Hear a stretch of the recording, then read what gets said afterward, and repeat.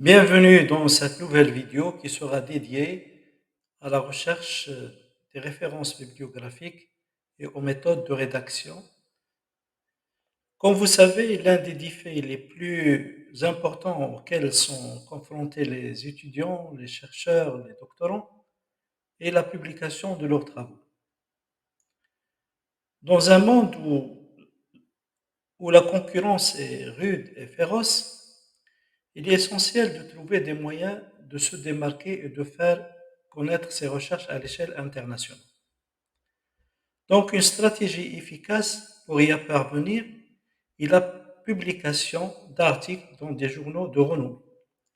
Alors, la condition pour que ces articles soient acceptés, il faut qu'ils soient bien structurés, bien argumentés et qui suivent les tendances des sujets de recherche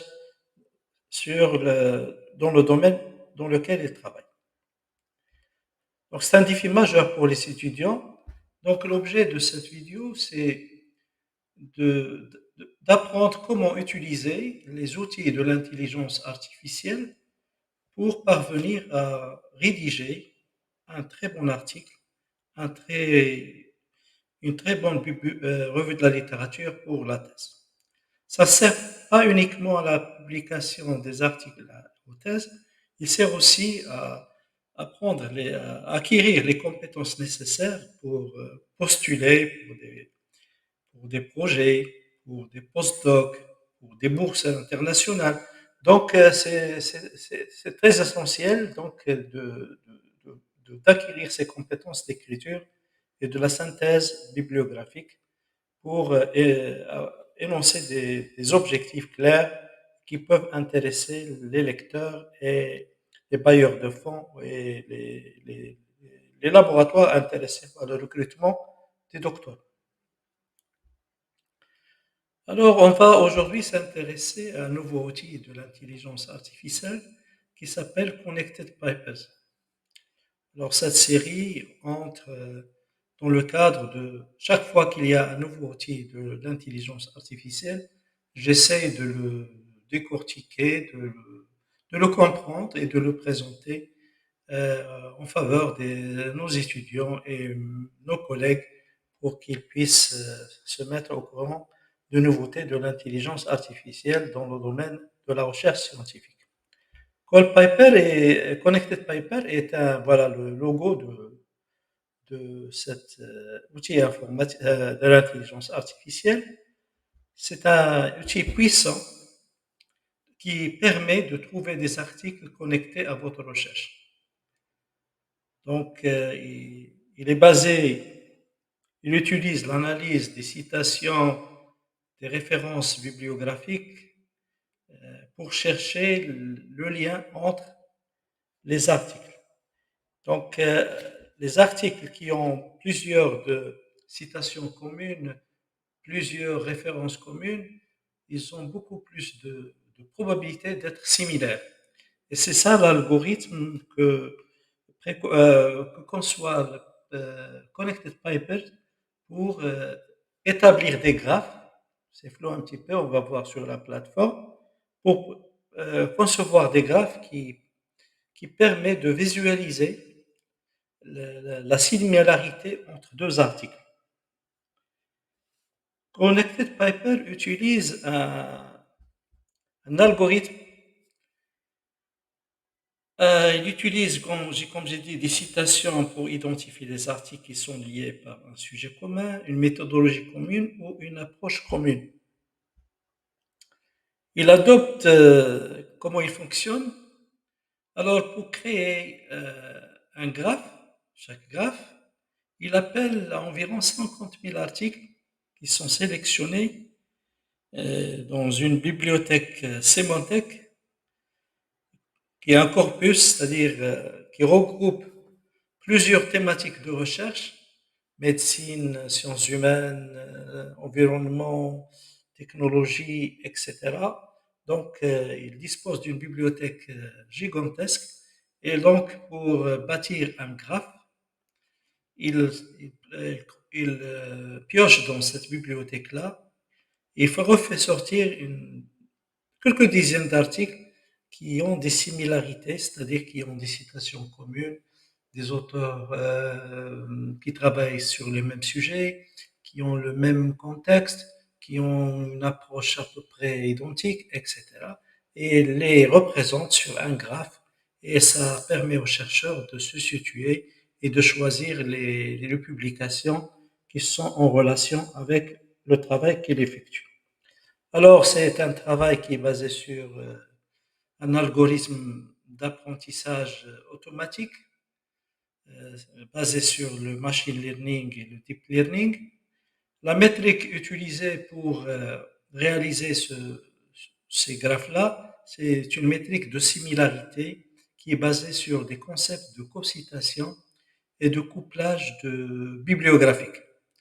Selon cette mesure, deux articles ayant des similarités, des rapprochements, et sont situés dans l'hyperespace qu'ils construisent et sont très à proximité.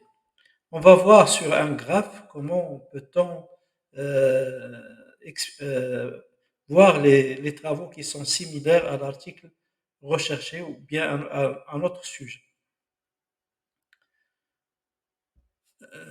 Sémantique scolaire, c'est la bibliothèque, comme je disais tout à l'heure, qui fournit des outils gratuits basés sur l'intelligence artificielle pour la littérature scientifique. On peut trouver rapidement les nouveaux articles de recherche grâce à des moteurs de recherche qui sont basés sur l'intelligence artificielle et qui sont optimisés pour une exploration facile avec des filtres avancés, etc. Donc, ce sont des outils très, très puissants qui sont le fruit de cette vague, de cette révolution de l'intelligence artificielle et qui commence qui, qui commence à être utilisés par les chercheurs pour aller plus vite et augmenter leur productivité. Quels sont les avantages de cet outil d'intelligence artificielle, Connected Papers? Il permet il, il offre plusieurs avantages. Parmi ces avantages, il permet de trouver des articles qu'on n'aurait pas trouvés autrement. Donc, ça facilite la recherche. Donc, si on fait la méthode classique, on peut louper certains articles récents et qu'on n'en tient pas compte dans notre discussion. Alors que cet outil-là, il permet de repérer tous les articles qui sont récemment publiés et dans toutes les plateformes de publication. Deuxième point essentiel, il aide à identifier les tendances dans la littérature scientifique. Donc, on peut se positionner facilement et faire une description de l'état de l'art sur la problématique, sur le sujet, pour se positionner et énoncer des objectifs clairs qui peuvent faire avancer la science et contribuer d'une manière concrète à l'avancement de la science et attirer l'attention des lecteurs et des chercheurs de par le monde pour qu'ils s'intéressent à votre travail. Donc c'est ça l'avantage de recourir à ces nouveaux outils de l'intelligence artificielle pour monter, pour surfer avec les nouveaux pionniers de la recherche à l'échelle planétaire. Donc, si vous voulez, on commence un peu à démocratiser le savoir à travers le- l'implémentation de ces nouveaux outils de l'intelligence artificielle, bien qu'il y a toujours des problèmes d'accès, il faut payer, c'est pas pour tout le monde. Donc, bref, bon, avec la volonté, on peut aller plus loin. Donc, il permet de comparer et d'analyser des articles différents. Donc, facilement, on peut faire les côtés le comparatif, voir ce qui est bon, ce qui est mauvais. Donc, les points forts et les points faibles de chaque travail et tirer les conclusions nécessaires pour émettre nos hypothèses et nos objectifs sur la problématique qu'on veut développer.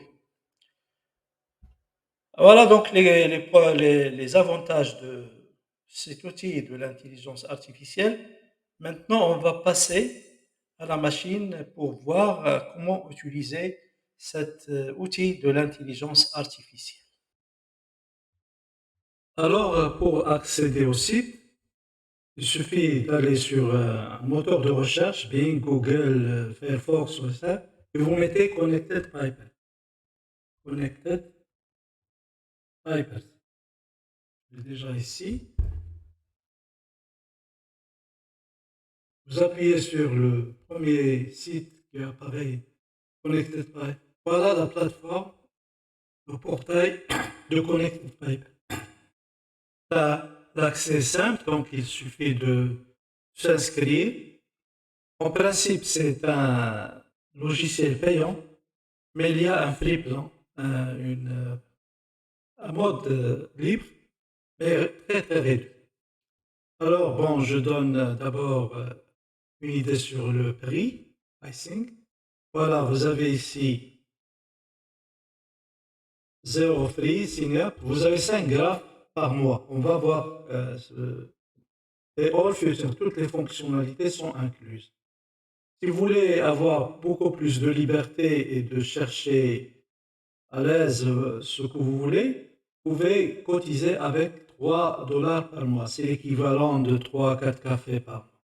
Pour les jeunes chercheurs qui veulent investir, donc, c'est pas, donc vous prenez une période qui est raisonnable pour faire correctement votre travail bibliographique.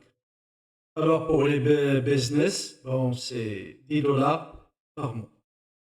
Alors ici, bon, je vais voir About. Alors je reviens. Je ne vais pas inscrire, on va utiliser Alors About, voilà, il nous donne une idée sur les fonctionnalités de cet outil de l'intelligence artificielle qui s'occupe de la bibliographie.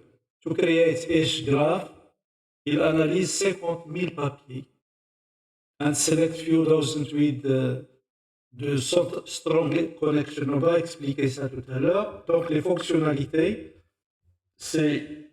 il permet de trier, d'arranger et de pouvoir télécharger les articles repérés dans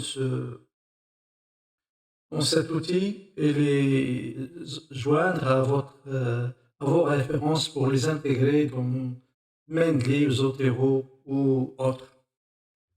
Alors bon, le principe de ce logiciel, je reviens à la page d'accueil.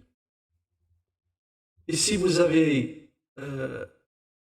pouvez mettre le nom de l'article, le titre, ou le DOI, Digital Objective Identifier pour un article.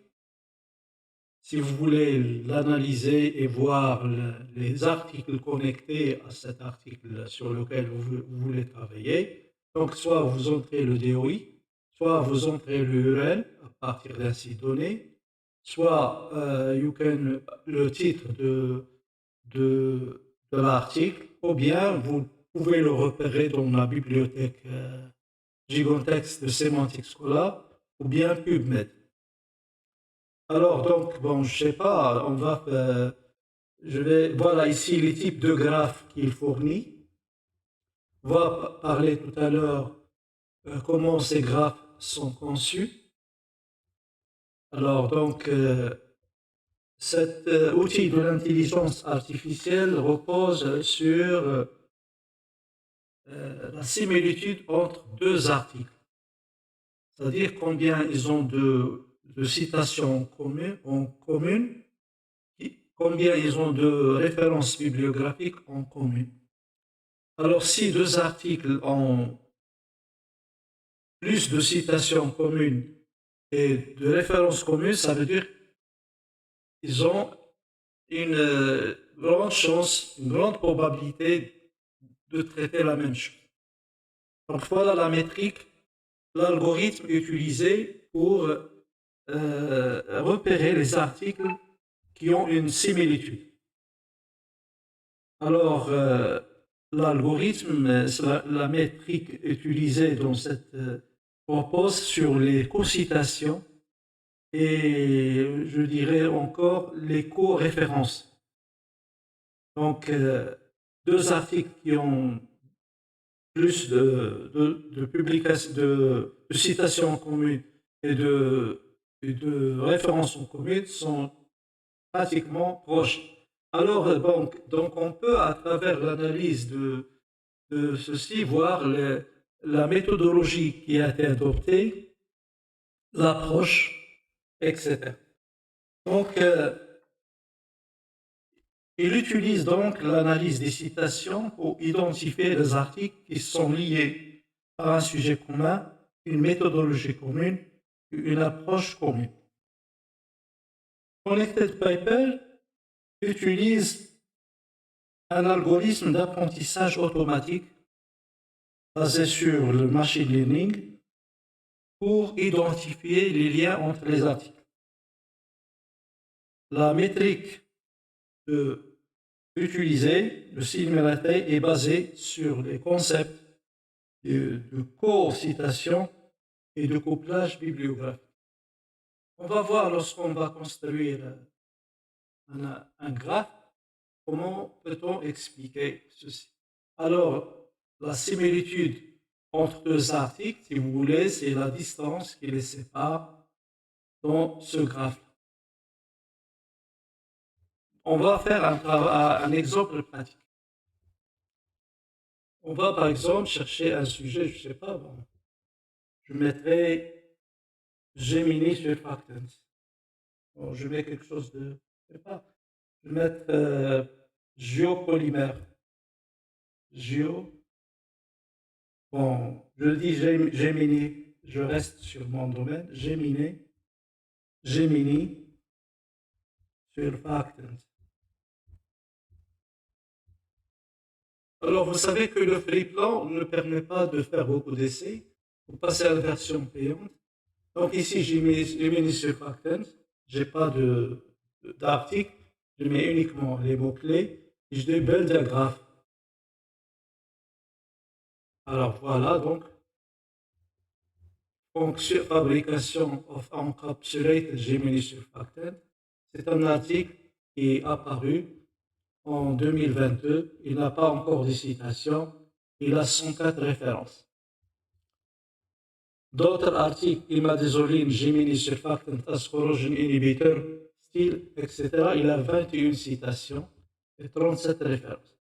Alors ici, donc, je peux le voir sous forme PDF. Donc, voilà, il est en train de le télécharger. Je peux l'avoir sous forme dans Google Scholar. Je peux avoir le DOI, le Digital Object Identifier, pour cet article-là. Et donc, je peux avoir, faire Show More. Voilà, donc il est là. Donc, je vais ouvrir, voir l'article en entier. Voilà, donc, il est publié dans Molécules, fabrication encapsulated, etc. Donc, je peux le télécharger et le mettre dans un répertoire et le lire, etc. Mais avec l'arrivée de l'intelligence artificielle, il va nous faciliter la tâche. Donc, on va situer cet article, je reviens, et je vais construire un graphe. Alors, je dis Gemini surfactant, Gemini surfactant.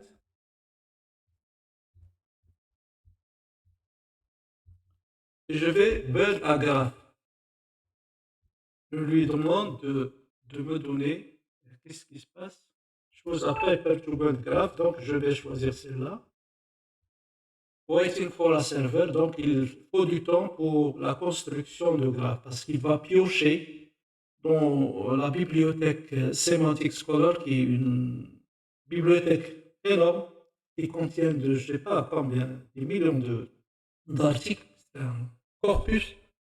C'est-à-dire qu'il y a toutes les catégories de publications répertoriées selon les spécialités, médecine, etc. Donc l'analyse de cette bibliothèque permet d'extraire une dizaine d'articles, quelques dizaines d'articles, et pour construire ce graphe.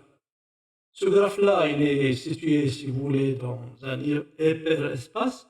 Et la similitude entre deux articles, c'est la distance qui les sépare.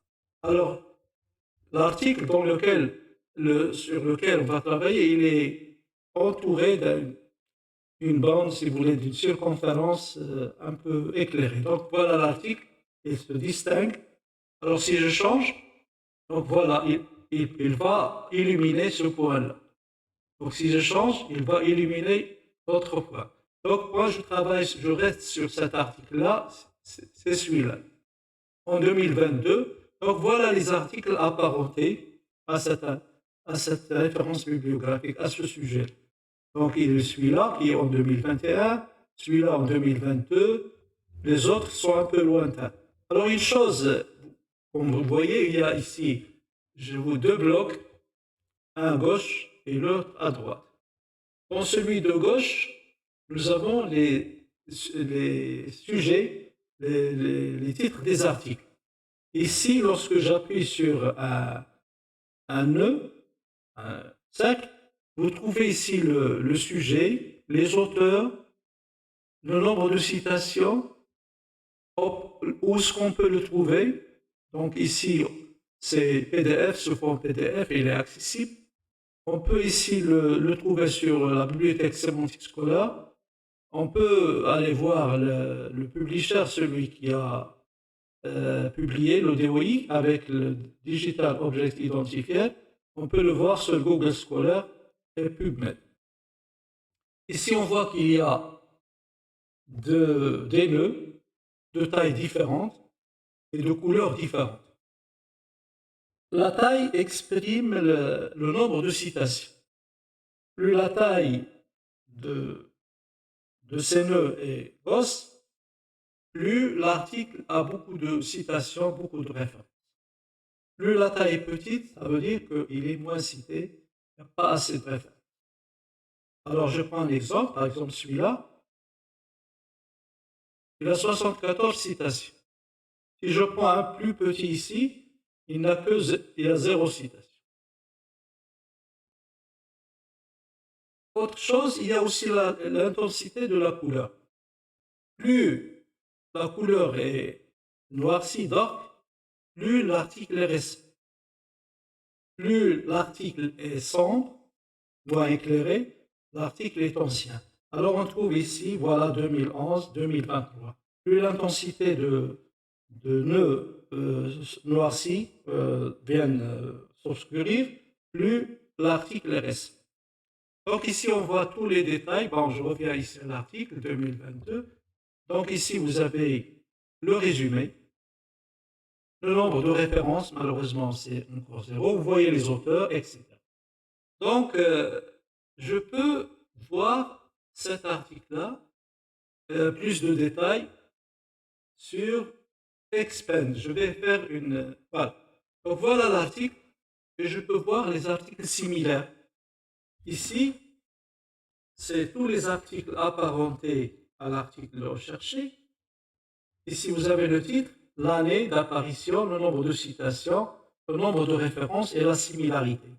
Bon, il prend comme origine 100% pour l'article recherché.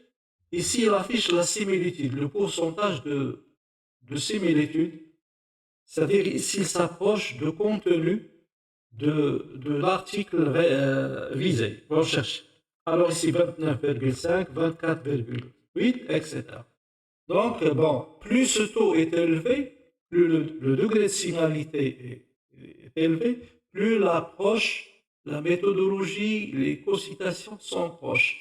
Donc, on peut, par exemple, prendre les 3, 4, plus de 20%, on peut retenir ces deux premiers articles et les ajouter à nos références bibliographiques pour les analyser, les décortiquer et retirer des choses qui nous intéressent, soit pour la discussion, soit pour la présentation de résultats, soit pour la construction de la méthodologie, etc., soit pour argumenter certains passages dans notre revue bibliographique.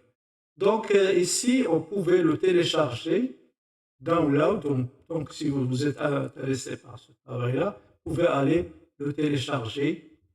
J'appuie sur celui-là. Donc, vous pouvez le télécharger sous forme. Donc, vous avez voilà, il a été enregistré. Vous choisissez le format d'enregistrement, soit sous forme qui est compatible avec la base dans laquelle vous stockez vos données. Alors, je vais ici collapser, c'est-à-dire réduire. Je reviens à la présentation précédente. Donc, la construction de ce graphe, si vous voulez, voilà, par exemple, cet article, il est connecté à celui-là, connecté à celui-là, connecté à celui-là, et la distance qui les sépare, c'est aussi une expression de degré de similitude.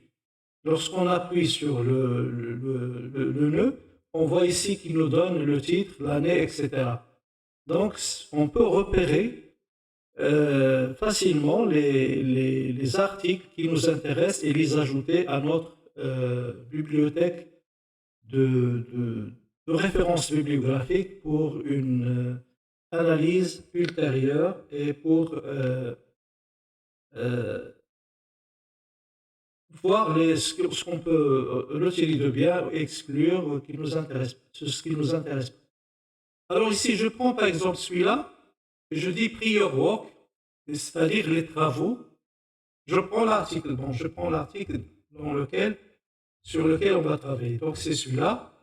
Alors je peux ici voir prior work, les travaux qui ont été avant. Voilà les travaux qui ont été avant la publication. Un travail en 2012, il y a 86 citations, ce sont des articles apparentés, related papers. Alors voilà l'autre qui est en 2000, il y a 16 références, voilà, qui a 332 citations et 16 graph citations. Il est apparu en 2000. Donc ici, je peux aussi repérer les articles et les ajouter à mon travail, les travaux antérieurs. Je peux aussi voir les travaux récents qui ont dérivé de ce produit, de cet article. Je pense, je vais revenir, voilà, dérivé, voilà. Donc les travaux qui ont été dérivés de celui-là, donc 2022, etc. Donc voilà comment faire pour réaliser une bibliographie intéressante et donc vous coupler avec les autres méthodes de l'intelligence artificielle, telles que celui que j'ai présenté la dernière fois, PSDO.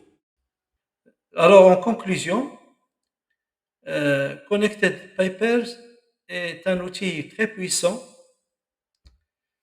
Il peut vous aider à trouver des articles connectés à votre recherche, à votre à votre sujet de travail, de thèse ou de publication. Alors, le point fort, c'est que il permet de visualiser, Connect Paper permet de visualiser les graphes et vous montrer les liens avec les bases de données. Donc, on peut accéder à l'article, euh, les sources, est-ce qu'il est disponible sur Symantec, sur Google Scholar, sur le journal de Publisher, etc.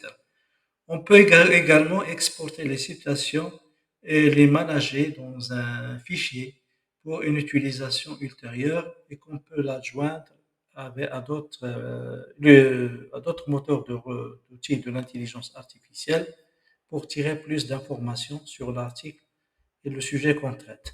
Donc, en suivant ces instructions de tutoriel, vous serez donc capable, vous pouvez commencer à utiliser Connected Paper dès aujourd'hui. Donc, je vous remercie pour votre attention et si vous avez des questions, n'hésitez pas à m'écrire. Je rappelle le nom de, de, de logiciel Epestio qui permet de disséquer. Je vais mettre le lien dans la description pour le coupler et pour tirer le maximum d'informations de ces articles. Donc, je vous remercie. À la prochaine.